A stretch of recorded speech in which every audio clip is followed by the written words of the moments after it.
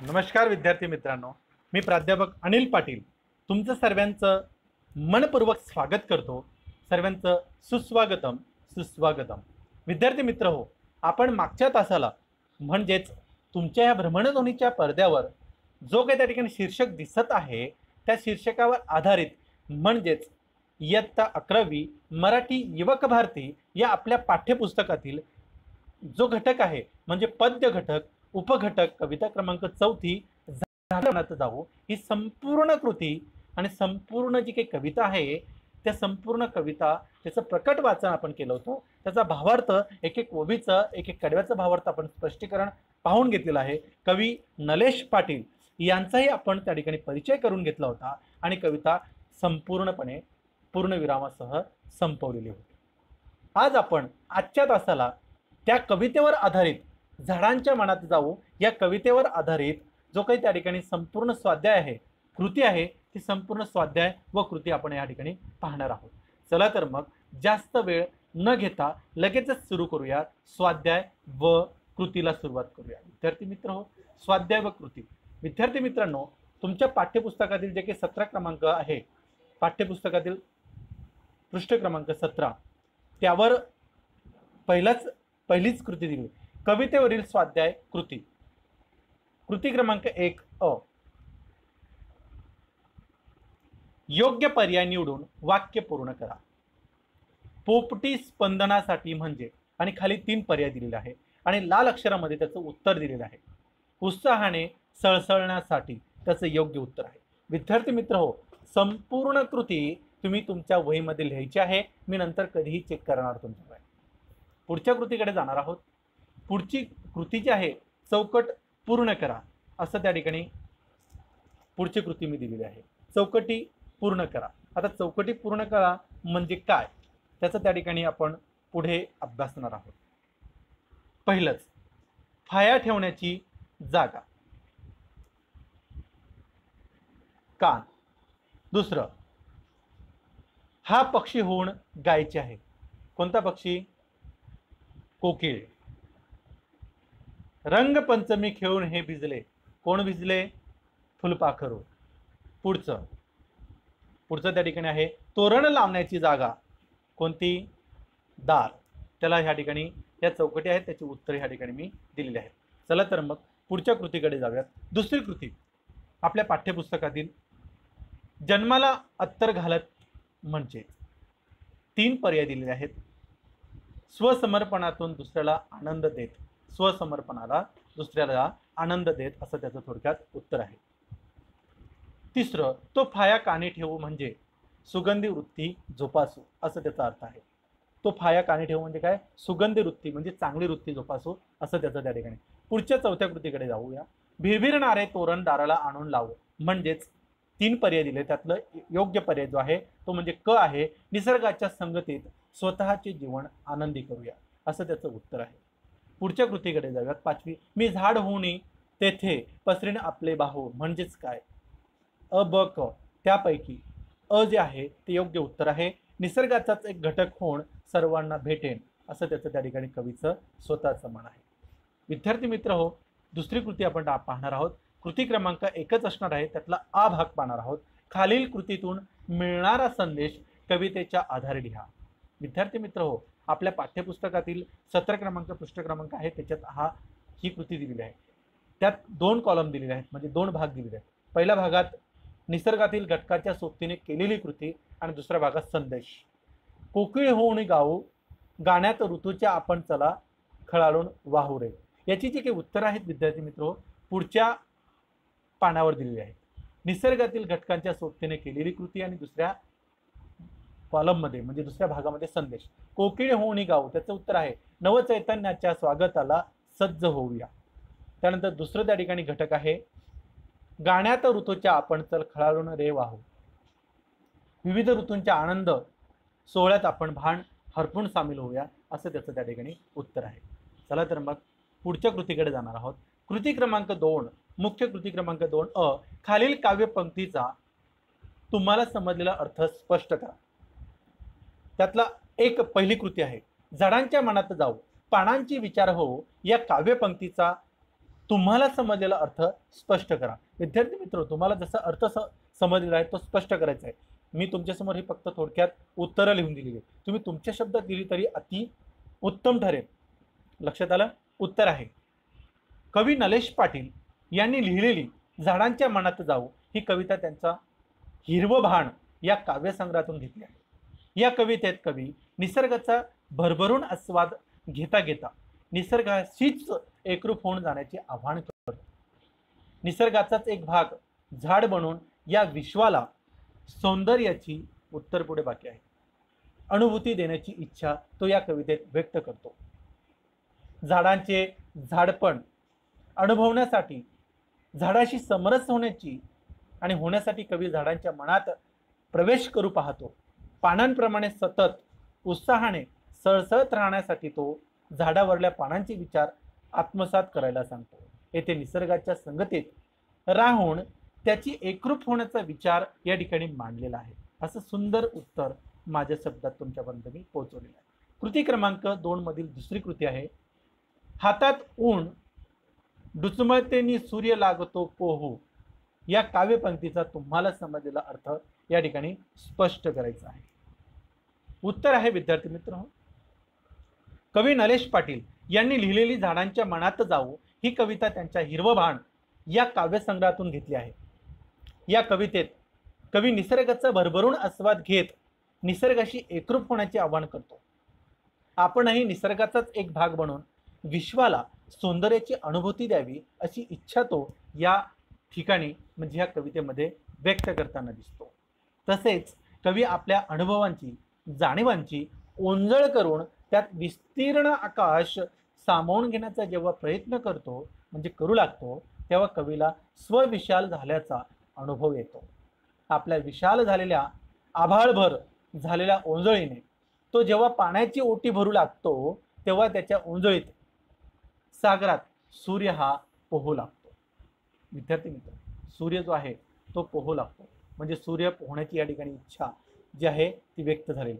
त्यानंतर अशा स्वरूपाचा अनुभव कवी या ठिकाणी घेतो. चैतन्यमय निसर्ग सोहळ्यात न्हालेल्या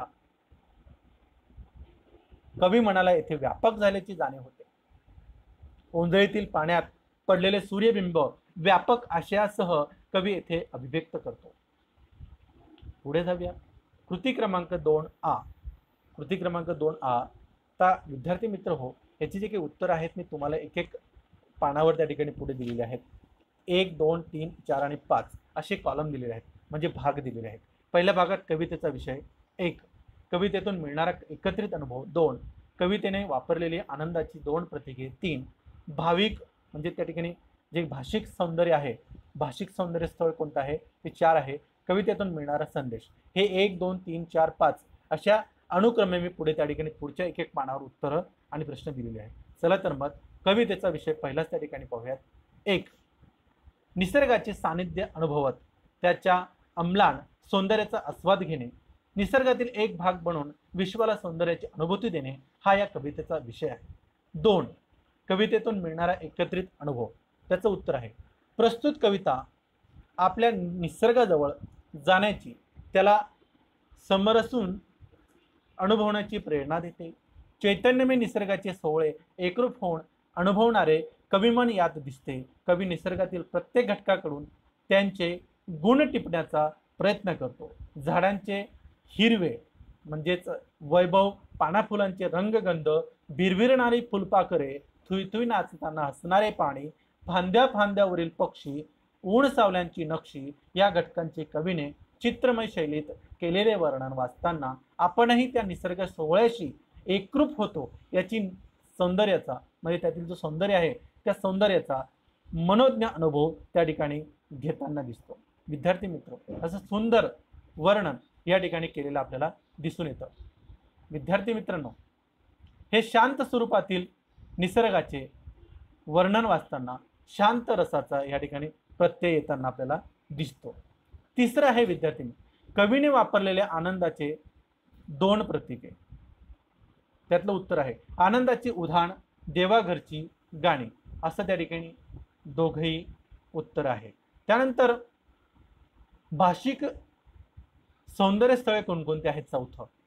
चौथा जो कॉलम आहे त्याचं उत्तर आहे पानांचे विचार, पोपटी स्पंदनासाठी सूर, सावळा जन्माला अत्तर घालत, तो फाया कानी ठेवू, खेळून रंग पंचमी, फुलपाखरे भिजली सारी, हात हवा असे रंगीत की पताकाच फिरणारी, भिरभिरणारे तोरण, डोळ्यात झऱ्याचे पाणी, हे उधाण आनंदाची की देवाघरची गाणी, पाण्यात उतरुणी माझे मन खडकावर बसताना, थुई नाचरे पाणी, एक रोप तुषाराची, आकाशाने मी अवघ्या पाण्याची ओटी भरता, हातात जे काही ऊन आहे ते डुचमळते म्हणजे हलतं, डुचमळणे म्हणजे त्या ठिकाणी हलणे, नि सूर्य लागतो पोहू, हंगामाचे साक्षी, झाडांच्या पायी काठी, सावली उन्हावर नक्षी, मग तिलाच फुटते पंखनी त्याचे झाले काऊ, मी झाड होऊन तेथे पसरीन आपले बाहो, या शब्द समूहात भाषिक सौंदर्य या ठिकाणी दडलेले मला जाणून आलेलं आहे.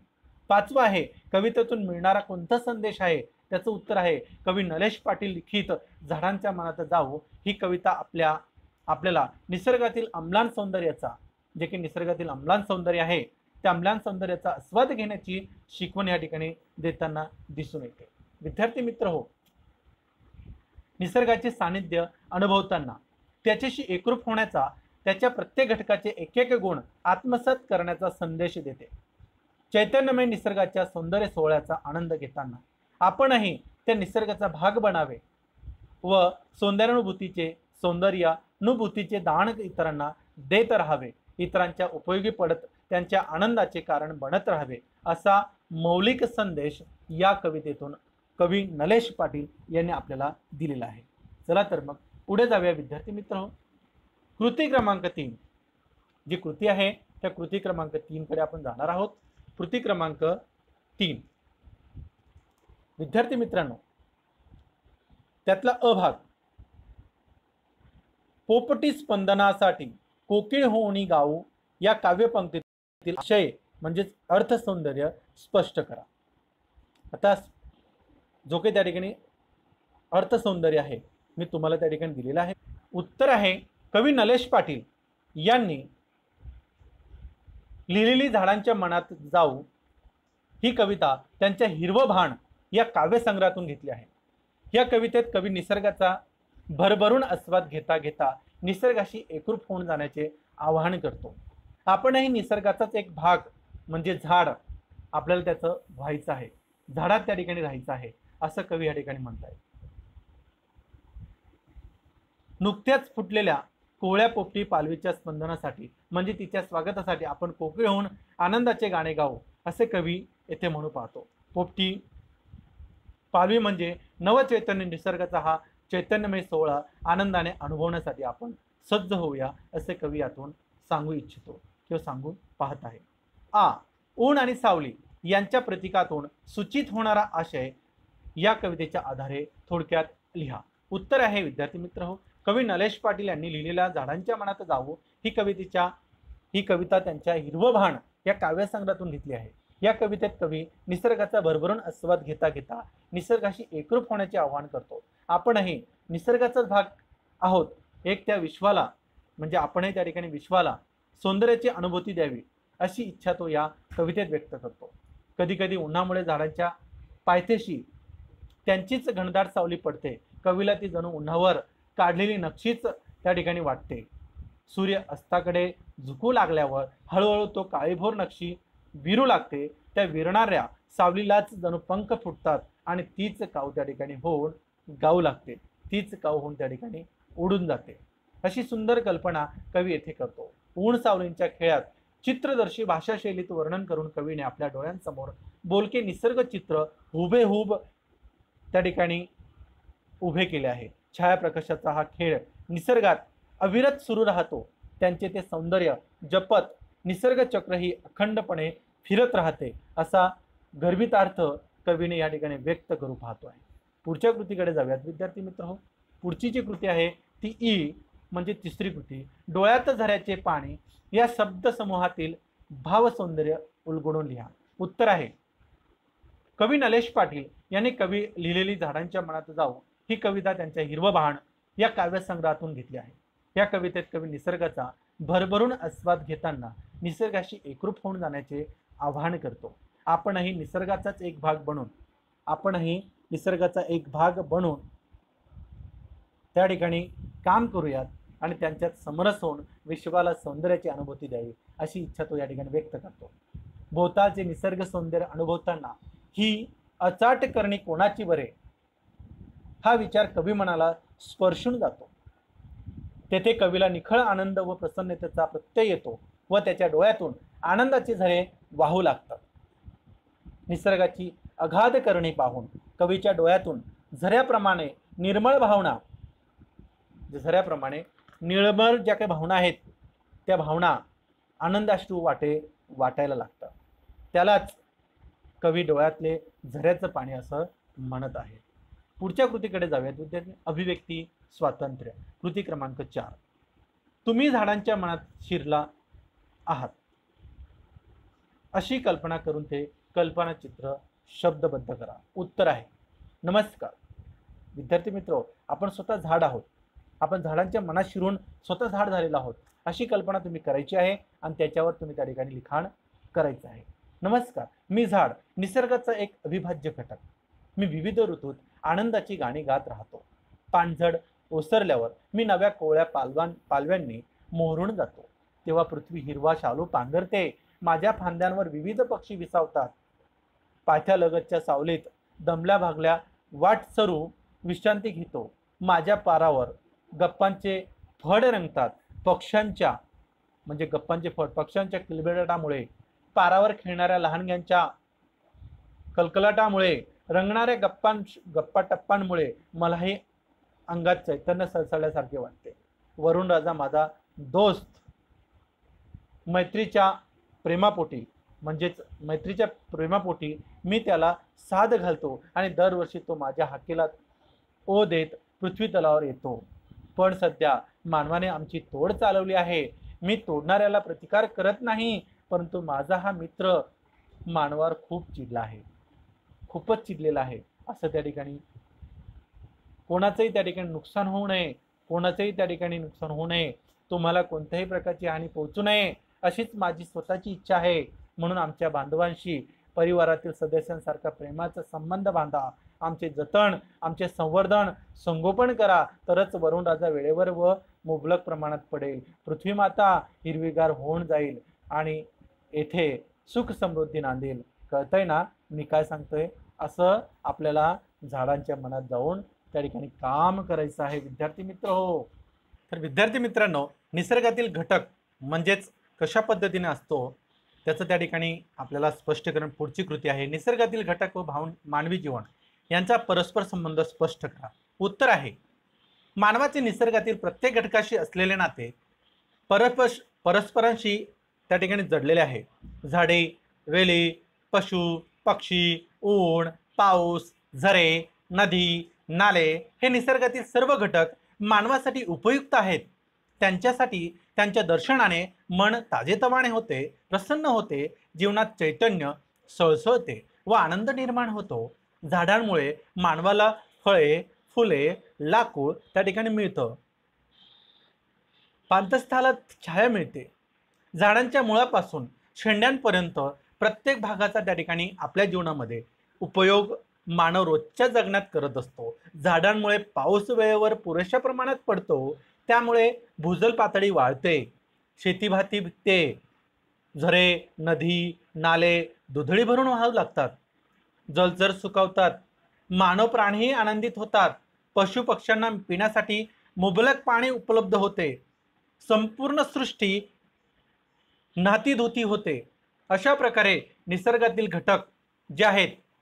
निसर्गातील घटक व मानवी जीवन परस्पराश्रयी त्या ठिकाणी असतात. पुढच्या कृतीकडे जाऊयात. कृती क्रमांक 5 आहे विद्यार्थी मित्र हो, रसग्रहण. कृती क्रमांक 5 रसग्रहण. झाडांच्या मनात जाऊ या कवितेचे रसग्रहण करा. उत्तर आहे कवी नलेश पाटील लिखित झाडांच्या मनात जाऊ ही कविता त्यांच्या हिरवं भान या काव्यसंग्रहातील आहे. निसर्गाचे सामिप्य अनुभव त्या ठिकाणी त्यांनी अनुभव घेत त्यांच्या अम्लान सौंदर्याचा आस्वाद घेणे, निसर्गातील एक भाग बनून विश्वाला सौंदर्याची अनुभूती करून देणे हा या कवितेचा मुख्य विषय आहे. झाडांचे हिरवे वैभव, पाना फुलांचे रंगगंध, भिरभिरणारे रंगबिरंगी फुलपाखरे, थुई थुई नाचणारे थुईथुई जे नाचणारे पाणी आहे, फांद्यावरचे सुंदर पक्षी, ऊन सावल्यांची नक्षे, अशा निसर्गाच्या सौंदर्य सोहळ्यात कवी एकरूप होऊन जातो, तेव्हा त्याला निसर्ग हास्याचा, तत्वज्ञानाचा बोध होतो. कधी तो तुषारांच्या एका रोपातही नाहून निघाल्याचा सूक्ष्मतेचा अनुभव घेतो, तर कधी विशाल आकाशाला ओंजळीत घेत पाण्याची ओटी भरताना तो व्यापकतेचा अनुभव घेतो. हीच अनुभव संपन्नता त्याला समृद्ध करते. सदैव मन प्रसन्न करणाऱ्या चैतन्यदायी सुगंधी वृत्तीसाठी अत्तर अशी सुगंधी वृत्ती जवळ बाळगण्यासाठी फाया, तसेच निसर्गाची अगाध करणी पाहून डोळ्यात येणाऱ्या आनंद अश्रूंसाठी डोळ्यात झऱ्याचे पाणी, जे डोळ्यात झऱ्याचं जे पाणी आहे ते तर ऋतूबद्दल दर्शनासाठीची ऋतूंची गाणी अशी प्रतीके कवी येथे वापरतो. आनंदाची उधाण, देवाघरची गाणी या प्रतीकांच्या माध्यमातून कवी निखळ आनंद व प्रसन्नतेचा प्रत्यय देऊ पाहतो. ओंजळीत सूर्य पकडण्याची सुंदर जी उपमा आहे, ती उपमा जाऊन त्या ठिकाणी कवितेत सौंदर्य वाढले आहे. शांत स्वरूपातील निसर्गाचे वर्णन वाचून मनात शांत शम या स्थायी भाव उत्पन्न होतो व त्यातून शांत रसाची प्रत्यय त्या ठिकाणी दिसून येतो. विलक्षण चित्रमय मांडणी, तरल भाववाही शब्द आणि नाद लय यांचा सुमेळ या कवितेत आढळतो. दोन शब्दांमधील विरामांचा नेमकेपणाने वापर करणारी कवीची लेखनशैली चिंतनगर्भ आहे. ही काव्यशैली कवितेला तत्वज्ञानाचे परिणाम मिळवून देते. त्यामुळे सूक्ष्म ते म्हणजेच बारीक सारीक गोष्टीपासून ते व्यापक होईपर्यंतचा कविमनाचा प्रवास येथे उलगडला जातो. निसर्गातील प्रत्येक घटकाचे तरल दर्शन या कवितेत आपल्याला पाहायला मिळते. प्रस्तुत कविता गेय निसर्ग कविता आहे. ती तालासुरात गाता येते. या कवितेतील प्रत्येक कडव्यात यमक अलंकार हा साधला गेलेला आहे.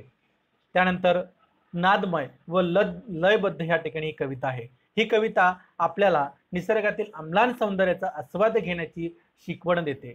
निसर्गाचे सानिध्य व सामिप्य अनुभवत त्याच्याशी एकरूप होण्याचा व त्याचे गुण आत्मसात करण्याचा या ठिकाणी आपल्याला संदेश देते. चैतन्यमय निसर्गाच्या सौंदर्य सोहळ्याचा आनंद घेताना आपणही त्या निसर्गाचा भाग व्हावा, भाग बनावे व सौंदर्यानुभूतीचे दान इतरांना द्यावे, देत राहावे. इतरांच्या उपयोगाची म्हणजे इतरांना त्या ठिकाणी उपयोगी पडावे, त्यांच्या आनंदाचे कारण बनत राहावे, असा मौलिक संदेश या कवितेतून मिळतो. निसर्गप्रेम, पर्यावरण संवर्धनाचे मूल्य त्यात प्रतीत होते. लय, ताल व समर्पण शब्द योजना, प्रतिमांचा सौंदर्यपूर्ण वापर, चित्रमय मांडणी व गेय रचना असल्यामुळे ही कविता मनाला स्पर्श करून जाते. अशी सुंदर कविता या ठिकाणी आहे. विद्यार्थी मित्र हो, पान नंबर आपल्या पाठ्यपुस्तकातले पृष्ठ क्रमांक 18 वर शेवटचा जो काही भाग आहे, शेवटची कृती दिलेली बघा. दिलेल्या शब्दातील एका वेळी कोणतेही एक अक्षर बदलून नवीन अर्थपूर्ण शब्द तयार करा. नवीन शब्दातील पुन्हा एक अक्षर बदलून नवीन अर्थपूर्ण शब्द तयार करा. शेवटच्या टप्प्यापर्यंत कमीत कमी शब्दात पोहोचा. उदाहरण त्या ठिकाणी दिले. सुंदर, घायाळ. तर पहिलंच त्या ठिकाणी सुंदर, आदर, आदळ, आयाळ आणि घायाळ. तर त्याची त्या ठिकाणी 1, 2, 3, 4 आणि 5. डोंगर, शारदा, परात, आदर, साखर. याचे त्या ठिकाणी उत्तर जे आहेत ते पुढच्या पानावर मी दिलेले आहेत बघा. डोंगर, आगर, आदर, कदर, कबर, अंबर. शारदा, वरदा, वरण, पुरण, पुराण. परात, घरात, घणात, कानात. आदर, पदर, पहार, पहाट. साखर, सागर, नगर. अशा पद्धतीनं विद्यार्थी मित्र हो, तुम्हाला शब्द बदलायचे. मग दिलेल्या शब्दातील एका वेळी कोणतेही एक अक्षर बदलून नवीन अर्थपूर्ण शब्द तयार. कोणतंही एक अक्षर घ्या, मागचं पुढचं कुठलंही घ्या, त्याच्याखाली अंडरलाईन करायचं आहे, म्हणजे ते कळेल की कोणतं तुम्ही अक्षर घेतलेलं आहे. नवीन अर्थपूर्ण शब्द त्या ठिकाणी तयार करायचा आहे आणि नवीन अर्थपूर्ण शब्द तयार करून तुम्हाला त्या ठिकाणी ते शब्द लिहायचे. तर विद्यार्थी मित्र हो, ह्या ठिकाणी झाडांच्या मनात जाऊ कवी नलेश पाटील लिखित ही जी काही कविता आहे, ही कविता पूर्ण संपलेली आहे आणि त्या कवितेवर आधारित जेवढे काही त्या ठिकाणी कृती आणि स्वाध्याय होती मी तुमच्यापर्यंत पोहोचवलेली आहे. ही संपूर्ण कृती आणि स्वाध्याय तुम्ही तुमच्या वहीमध्ये पूर्ण लिहून ठेवायचे विद्यार्थी मित्र. कोणीही त्या ठिकाणी लिहिणं वाचून सोडायचं नाही. मी वह्या चेक करणार आहे नंतर, कधीही वेळ मिळाल्यानंतर तुमच्या वह्या चेक होतील प्रत्यक्ष कॉलेज भरल्यानंतर. लक्षात आलं विद्यार्थी मित्र हो. तत्पूर्वी धन्यवाद व्यक्त करतो आणि आपल्या ह्या आजच्या स्वाध्यायरूपी म्हणजेच कृतीयुक्त तासाला पूर्ण विराम देतो आणि या ठिकाणी थांबतो. चला तर मग धन्यवाद विद्यार्थी मित्र.